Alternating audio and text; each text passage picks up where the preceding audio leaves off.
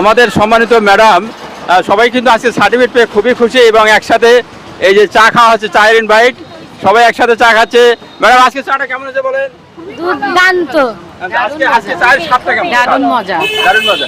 আজকে মানে এই যে এমএড এর সার্টিফিকেট পাওয়ার পর সবাই একসাথে যে চা পান হচ্ছে, এখানে ম্যাডামরা একসাথে চা খেয়ে খুব তৃপ্তি পাচ্ছে। মিষ্টি মুখ। হ্যাঁ মা, আমি দুধ চা খাই না, কারণ দুধ চা খেলে মেয়েদের ত্বক নষ্ট হয়, সেই জন্য আমি সবসময় রং চা খাই। ধন্যবাদ। উনি মেসেজ দিয়েছেন যে মেয়েরা সবসময় লাল চা খেতে হবে, তাহলে ত্বক ভালো হবে।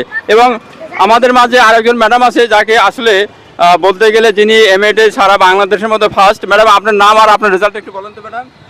ফৌজিয়া খানম, রেজাল্ট 3.65। এটা কি বাংলাদেশের মধ্যে তো ফার্স্ট? হ্যাঁ, বাংলাদেশ ছিলই ফার্স্ট। আপনি যে বাংলাদেশের মধ্যে ফার্স্ট কেমন লাগতেছে? শুনে তো আমার খুবই ভালো লাগছে, আর সবার মাঝে সবার দোয়া ছিল এবং সবার প্রচেষ্টা ছিল। আমিও চেষ্টা করছি, বিধায় আল্লাহ এরকম একটা রেজাল্ট দিছে। সবার মাঝে থাকলে আজকে খুব ভালো লাগতেছে এবং এই সবার সাথে ধন্যবাদ।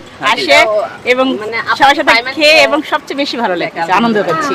এই যে খুবই আনন্দ লাগছে, বোঝাতে পারবো না সেটা, খুব ভালো লাগছে। Thank you. ধন্যবাদ ম্যাডাম। আসলে ভালো রেজাল্ট হলে তখন কিন্তু মনটা খুব ভালো থাকে। তো আজকে আমাদের সকল ম্যাডাম এবং টিচার সার্টিফিকেট ওঠানোর পর সবার যে আত্মতৃপ্তি, সেটাই আমরা আসলে দেখলাম। যাই হোক, কেমন হয়েছে অবশ্যই কমেন্ট করে জানাবেন। ধন্যবাদ সবাইকে।